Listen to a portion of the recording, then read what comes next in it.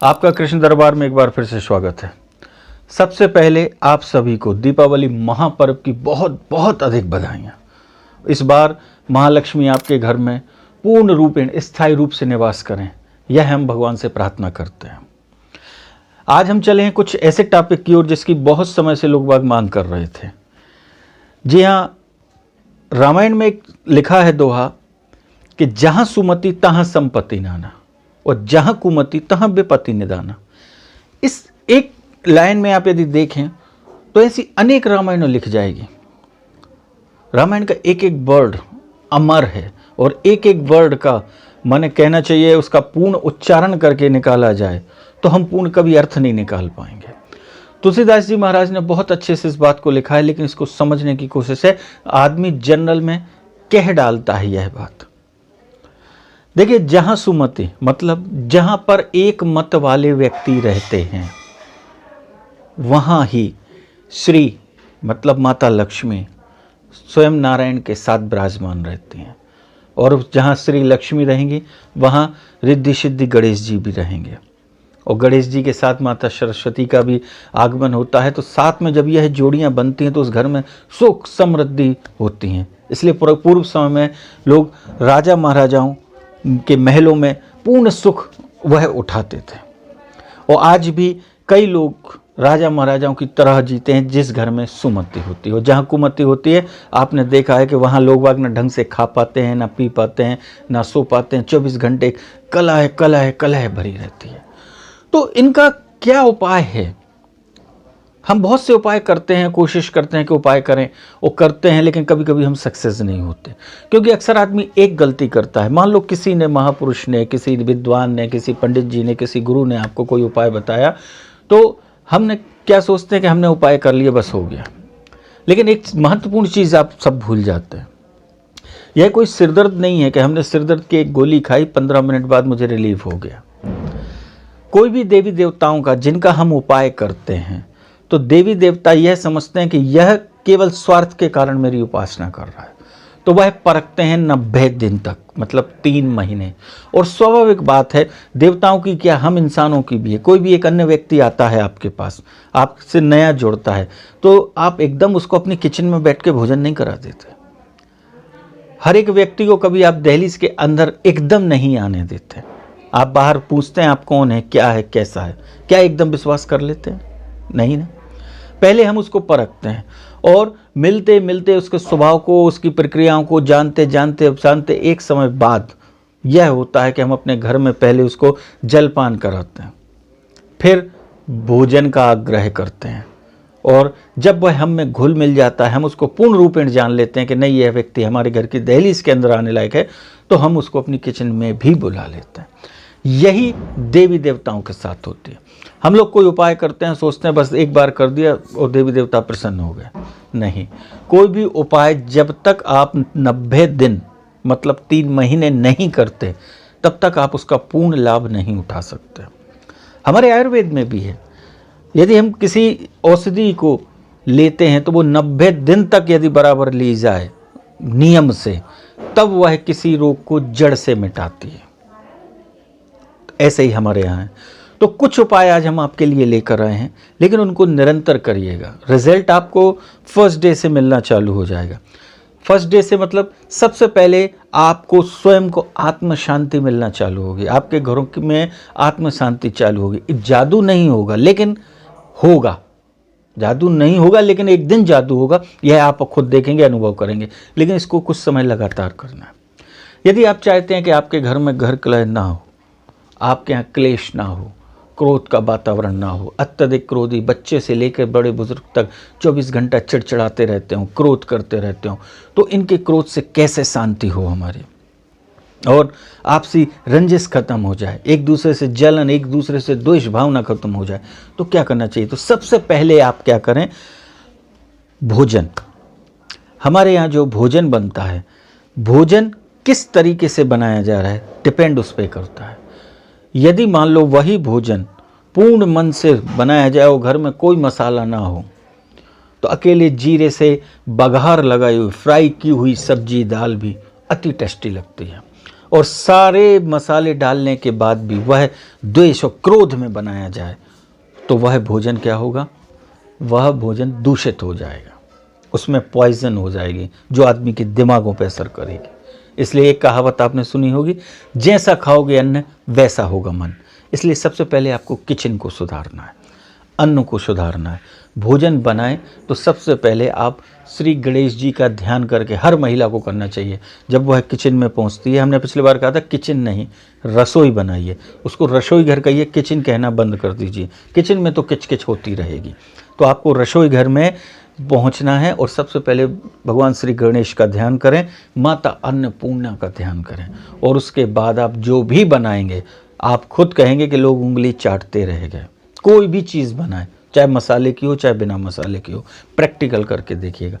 तो अब सबको यदि हमें अपने रास्ते पे लाना है तो भोजन यदि हम बनाते हैं उसको द्वेष में नहीं कि मैं ही बना रहा हूँ या बना रही हूँ, ये नहीं कर रहे हैं, वो नहीं कर रहे हैं, ये भाव भी आपके अंदर आ गया तो यही भाव भोजन खाने वालों के मन में भी आएगा, क्योंकि इस समय सृष्टिकर्ता आप हैं। इस महत्वपूर्ण चीज़ को समझिए। तो आप क्या करें, जब भोजन बनाने की तैयारी करते हैं आप, तो जब आप आटा लगाते हैं, महिलाएं जब आटा लगाती हैं, आटे में पानी डालेंगी, थोड़ा सा नमक डालेंगी, फिर आटे की लोई बनाती हैं, फिर रोटी या पूड़ी या जो भी बनाते हैं आप लोग। तो क्या करना है, जब भी आप आटा लगाते हैं तो उस आटे में कम से कम 1 चुटकी हल्दी जरूर डालिएगा। कुछ दिन करके देखिए आप, हमने आपसे कहा 90 दिन, प्रतिदिन आप आटा लगाते समय उसमें 1 चुटकी हल्दी डालिएगा। उसके बाद जब भोजन तैयार होगा और लोगों के मन के अंदर पहुंचेगा तो टोटल पॉजिटिव एनर्जी आएगी, और पॉजिटिव एनर्जी आने की वजह से सद्विचार आना चालू हो जाएंगे। प्रैक्टिकल करिएगा, सबसे महत्वपूर्ण उपाय है यह है। दूसरा, आपके घर में सुबह शाम कभी भी हो, लेकिन महत्वपूर्ण है रात्रि, क्योंकि उसके बाद आपको शयन करना है। तो रात्रि में आप क्या करें, रात्रि में पीतल के किसी भी बर्तन में, और नहीं है आपके यहाँ भगवान विराजे हैं, आरती होती है, तो सबसे अच्छा साधन है ये कि आरती आप करते हैं, यदि वह मान लो पीतल की है और नहीं है तो कोई भी पीतल हो, तो उसमें आपको रात्रि के समय कपूर जरूर जलाना है। कपूर जलाकर यदि आप आरती करेंगे, या आरती नहीं कर रहे हैं तो भी आप किसी पीतल की छोटी कटोरी या किसी बर्तन में कपूर रात्रि में जला देते हैं, तो आप कुछ दिन करने के बाद देखिए आपके घर में सुमत आना चालू हो जाएगी। प्रैक्टिकल करके देखिएगा। यह 2 महत्वपूर्ण उपाय आपको हमने बताए। अब हम जो उपाय ला रहे हैं यह हमारे प्रैक्टिकल किए हुए हैं। इन उपायों को करने से हमने 2 डिवोर्स बचाए हैं। भगवान बिहारी जी की ऐसी कृपा हुई कि 2 तलाक होते होते आखिरी डेट के पहले पहले सुलह हो गई। आपने देखा होगा मजिस्ट्रेट भी 6 महीने का समय देता है, एकदम तलाक नहीं देता, कि हो सकता है कि आपकी विचारधारा बदल जाए। यदि किसी का जीवन बच सके तो इससे अच्छा यज्ञ, इससे अच्छा पुण्य, इससे अच्छा दान कुछ नहीं हो सकता। तो आपको इन 2 उपायों को करना है। तो चाहे सास बहू हो, देवरानी जेठानी हो, ससुर बहू हो, घर में देवर भाभी हो, नंद भौजाई हो, आस पड़ोस के लोग हों, किसी से बहुत बड़ी शत्रुता हो, दुनिया का किसी भी प्रकार का झगड़ा हो, हल हो जाएगा। अब आपको जो 2 महत्वपूर्ण उपाय बता रहे हैं यह आपको करना है। सबसे पहले आप क्या करें, हर हफ्ते में बुधवार की रात्रि में आपको 7 प्रकार के अनाज लेना है। अनाज कोई भी हो, जरूरी नहीं हर बार एक से हो, नहीं मिल पा रहे, लेकिन 7 अनाज होना चाहिए। 7 अनाजों को लेकर आप किसी भी एक कागज में, कपड़े में, जैसे चाहे आप उसको रख लें, और रख कर आप पश्चिम और दक्षिण के मध्य जो नेत्र कोण होता है उस कोण में उसको रख दीजिए, और पूरी रात रखा रहने दीजिए।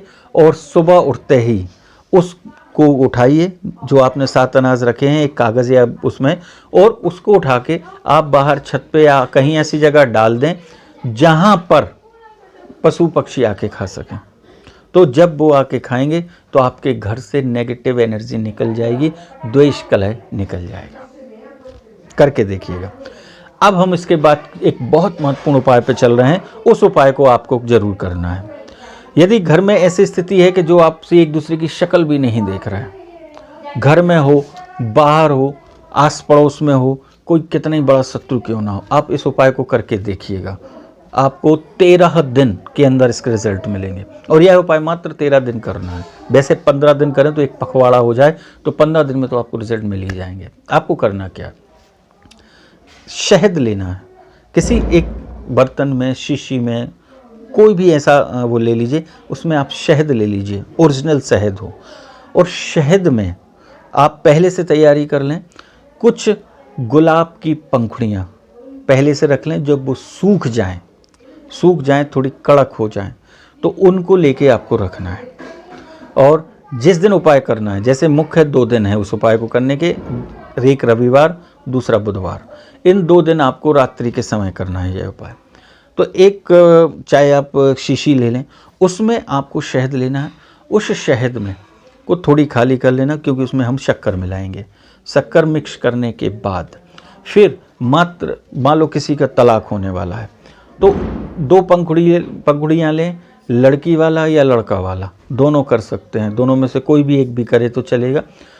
उन दोनों के नाम लिख दें। और मान लो घर में 10 लोगों की आपस में नहीं बन रही, तो 10 गुलाब की पंखुड़ियाँ ले लें, उन 10 का नाम लिख लें। और मान लो आस पड़ोस में नहीं बन रही, किसी पर्सनल व्यक्ति से नहीं बन रही है, कोई पर्टिकुलर ऐसा व्यक्ति है जो आपसे शत्रुता रखे, तो उनका नाम और आपका नाम लिख के, मतलब ये नाम लिखना है आपको गुलाब की पंखुड़ी के ऊपर, और उसको उस शहद में, जो शक्कर मिली हुई शहद, उसमें डाल दीजिए। उसको डालने के बाद आप कोई भी चम्मच ले लें, या कोई भी लकड़ी या कोई भी चीज़ ले लें जो हिला सकें, जो उस शीशी के अंदर जा सके, उसको मिक्स करिएगा। मात्र 4 बार उसको मिक्स कर दें। और 4 बार मिक्स करने के बाद उसका ढक्कन बंद करके आप उसको रख दीजिए। कहाँ, पूर्व और दक्षिण के मध्य जो कोण होता है, ये आग्नेय कोण, उसको रखना है आपको। आग्नेय कोण में नहीं, सॉरी, आपको रखना है वही नेत्र कोण जो आपका दक्षिण और पश्चिम के मध्य पड़ता है, उस कोण में रखना है। और उसको रात भर रखे रहने देना है। दूसरे दिन आप, चाहे वो सोमवार का दिन पड़े या गुरुवार का दिन पड़े, उस दिन आपको सुबह उठ के उसी चम्मच से एक बार घुमा के पैक करके फिर रख देना है। यह आपको 15 दिन तक लगातार करना है। 15 दिन, चाहे वह कृष्ण पक्ष का हो चाहे शुक्ल पक्ष का हो। हमारे कई शास्त्रों में इसका वर्णन आता है। जब उसको हम 15 दिन तक करते हैं, तो जब 15 दिन तक रोज एक बार करना है, मात्र एक बार घुमा के फिर रख दिया, फिर उसको घुमा दिया, फिर रख दिया। और 15 दिन बाद आप उसको उठा लीजिए। उठाने के बाद आपके घर में गमला हो, और गमला नहीं है तो आसपास कोई पेड़ हो, जहाँ मिट्टी को हम थोड़ा खोद सकें, मिट्टी को खोद के उस पूरी शीशी को उसमें उड़ेल दीजिए और उसको मिट्टी से ढांक दीजिए। बस इतना उपाय करिए। भगवान की कृपा रही तो आपको 15 दिन के अंदर यह रिजल्ट मिलेगा कि जो बिल्कुल कट्टर दुश्मन थे, एक दूसरे को नहीं देखते थे, उनमें प्रेम होने लगेगा। और जिनके डिवोर्स की स्थिति बन चुकी थी, वन आपस में प्रेम की स्थिति आ जाएगी। और एक समय बाद वह उनकी सुलह होकर वह तलाक होना बंद हो जाएगा। प्रैक्टिकल करके देखिए। यह कुछ 4 महत्वपूर्ण उपाय हमने आपको बताए हैं। इन उपायों को आप करिए और फिर कमेंट्स में हमें बताइए कि आपको इन उपायों से क्या फ़ायदे हुए। लेकिन एक दिन में नहीं होगा, लेकिन एक दिन जरूर होगा, यह मान के करिएगा। भगवान से प्रार्थना करके करिए, क्योंकि जैसे आप शीशी रखेंगे तो उस समय प्रार्थना करेंगे कि हम किस हेतु कर रहे हैं। यह जरूर आप प्रार्थना करें कि समस्त इस सृष्टि के देवी देवता हमारी सहायता करें, हम इस हेतु यह कार्य कर रहे हैं, यह आपको बोलना जरूर है। पिछले सप्ताह हमने आपसे क्वेश्चन पूछा था कि अश्वनी कुमारों के बारे में बताया था। तो अश्वनी कुमार कौन है, हमने आपसे पूछा था। अश्वनी कुमारों की उत्पत्ति सूर्य के कारण हुई है, और एक घोड़े से सूर्य उनकी उत्पत्ति हुई है। और ये अश्वनी कुमार 2 भाई हैं, और ये दोनों भाई देवताओं के वैद्य कहे जाते हैं। और ये इतने बड़े डॉक्टर हैं कि नित्यवन ऋषि जैसे कई ऋषियों को इन्होंने पूरा, जब शरीर खराब हो गया, वो पुनर्नव जीवन देकर 25 वर्ष की अवस्था का बना दिया था। रसायन विद्या के माहिर माने जाते हैं यह 2 अश्वनी कुमार। ये बहुत बड़ा इनकी कथा है, एक छोटे से एपिसोड में नहीं होगा। कभी आप कहेंगे तो हम इस बारे में बनाएंगे एपिसोड। अब हम आपको अगला क्वेश्चन पूछ रहे हैं। महाभारत में एक बार हमने आपको बताया था कि पांडवों और कौरवों की उम्र क्या थी। पिछले एक क्वेश्चन हमने आपसे पूछा था। इस बार हम आपसे जो क्वेश्चन पूछ रहे हैं उसमें महाभारत का एक प्रमुख पात्र अर्जुन, आपको बताना है कि अर्जुन का वेट मतलब वजन कितना था। महाभारत पढ़ी हो या सुनी हो, एक एक चीज का वर्ण हमारे धर्म शास्त्रों में लिखा है। खासतौर से हमारे सनातन धर्म में ईश्वर के रूप स्वरूप का भी वर्णन दिया गया है कि वह कैसे दिखते हैं। जो आप लोग गाते हैं ना, कर्पूर गौरम करुणावतारम संसार सारम भुजगेंद्रहारम, मतलब जो कपूर जैसा गोरा है वह है शिव। मतलब शिव जी का कलर क्या है? कपूर जैसा गोरा। और परम दयालु करुणावतारम संसार सारम भुजगेंद्रहारम, जो हमेशा भुजंग को अपने गले में हार बनाए रहता है, भुजगेंद्रहारम। ये आप जो पढ़ते हैं, इनमें हमारे पूर्वजों ने, हमारे जो विद्वान साधु संत महात्मा रहे, इन्होंने ईश्वर का वर्णन किया है कि ईश्वर कैसा है। तो ऐसे ही आपको बताना है कि अर्जुन का वजन कितना था। इसका जवाब देंगे हम अगले सप्ताह।